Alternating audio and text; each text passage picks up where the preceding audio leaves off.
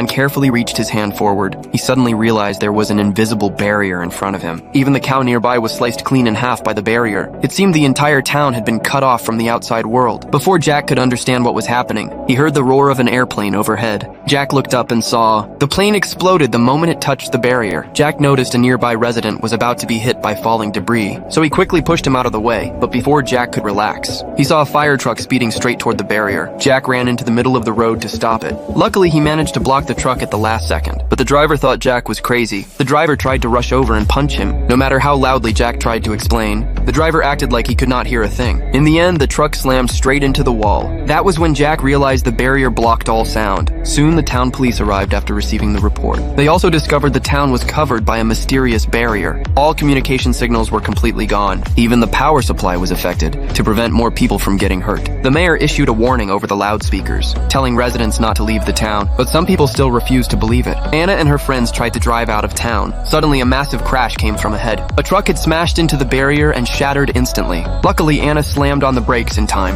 Otherwise, they would have been crushed as well. But before Anna could react, her friend behind her suddenly collapsed to the ground. She started muttering strange words, saying the barrier was a punishment for humanity. As time passed, more and more townspeople were injured. If the barrier problem was not solved quickly, the town would eventually run out of resources, and everyone inside would die. Soon, the military sealed off the entire town. They tried countless methods, but failed to break the barrier. But the barrier was far more terrifying than that. That night, the sheriff was patrolling near the wall. He suddenly felt the surface looked familiar. It was as if he knew the secret of the barrier, but before he could say anything, he felt discomfort in his chest. Then the pacemaker inside his body suddenly exploded. The sheriff died on the spot. Panic quickly spread through the town, but no one realized the nightmare had only just begun.